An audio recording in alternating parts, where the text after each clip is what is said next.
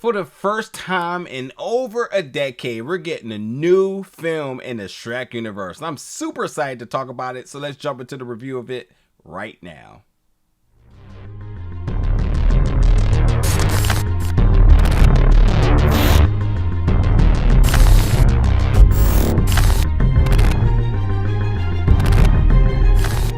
What's up, everybody? Welcome back to the channel today for another review. And today we're going to be reviewing the new film Puss in Boots: The Last Wish, which is coming to theaters December 21st. And I have been super excited to not only check this film out, but to talk about it. Now that I got a chance to talk about it, got so much to cover. But first I want to say is that animation has been really good this year. So it's really good to see DreamWorks get back into the mix.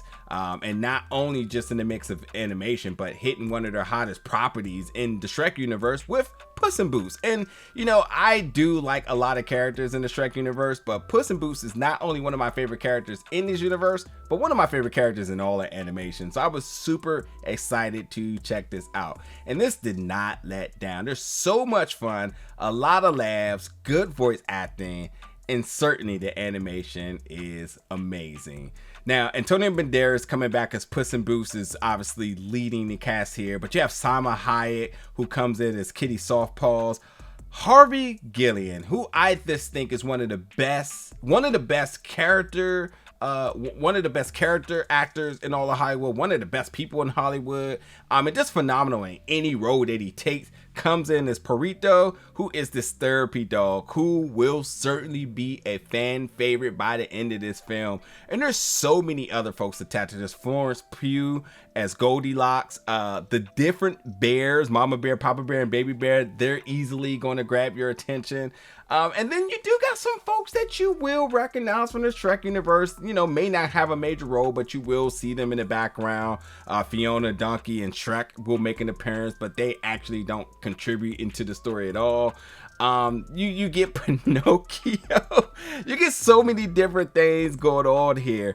And then, you know, when you talk about now Big Jack, you know, a character who was funny as Little Jack, but now Big Jack.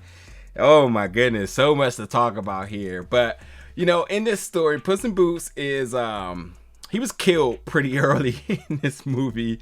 And because he's a cat, he has 9 lives, but now he's on his final life. And now that he's on his final life, death is after him. And death ain't just some type of metaphorical term that's after him, but it's actually a wolf named Death that is after him. And this big bad wolf Death is one bad wolf. I mean, the action scenes between Wolf and Puss in Boots is amazing, because Puss in Boots has this persona around him, this legacy around him, and Death sees right through that, who happens to just kind of be better than him in anything that Puss in Boots do. So at a point, he decides to hang it up. He said, I will no longer be Puss in Boots. He's just going to turn to being a regular cat because, hey, maybe that will preserve his life a little bit longer. But Death ain't having that. But beyond all of that, there is this magical wishing star that if you get to, you get a wish. And now that is the interest of everybody. Certainly Puss in Boots, who, you know, wants to try to figure out ways to preserve his life, but his legacy, because now that he's on the run, now that folks that think that he's dead and he's kind of hung it up, you know, he doesn't have that same energy like he had before. So it's all an adventure to this wishing star that could grant that one wish that can change everyone's life for the better. So yeah, like I said, the animation is good. I mean, the action scenes, the animation looks so good.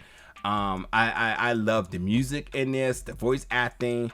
There's so many different moments that you're gonna laugh within this.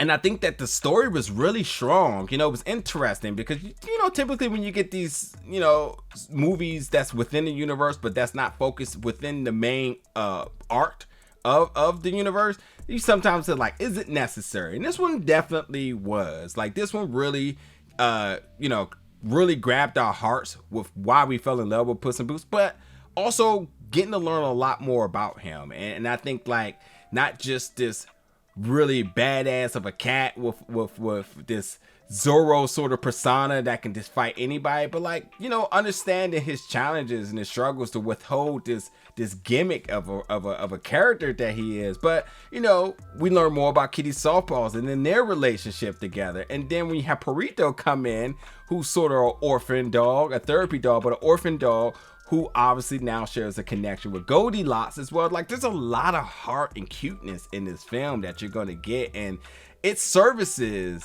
all audiences. Like, yeah, I get it that you think that, hey, it's animation is for kids, but no, it does serve, and at times it is very adultish theme. I mean, Perito has a scene where he definitely has to be censored for the things he says to Mama Bear, Papa Bear, and Baby Bear. But like, yeah, this film just definitely services a lot of different demos, you know, for the kids, for the teenage, mature audiences, and the adult audiences. This film does a lot, and I just enjoyed it. I watched it twice because I enjoyed this so much. So many laughs, good animation, good action, good storytelling.